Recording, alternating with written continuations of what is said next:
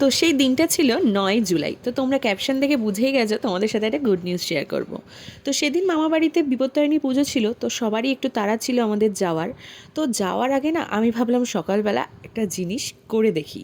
তো সেখানে দেখলাম সকালবেলা টেস্ট করলাম, টেস্ট করার পর দেখলাম রিপোর্টটা পজিটিভ এসছে। তবে আমি পুরোপুরি আসার বাইরে ছিলাম, তাই কোনো ভিডিও করিনি। তবে যখন পজিটিভ এসছে না, ভাবলাম কেন যে ভিডিওটা করলাম না। তো যাই হোক, এখানে তোমাদের দাদাকে জানালাম। তো দাদা জানার পর না সেরকম একটা রিয়াকশান আসেনি, কারণ ঘুম চোখে ছিল। তারপর দেখলাম আমার জন্য একটা চকলেট নিয়ে এসছে।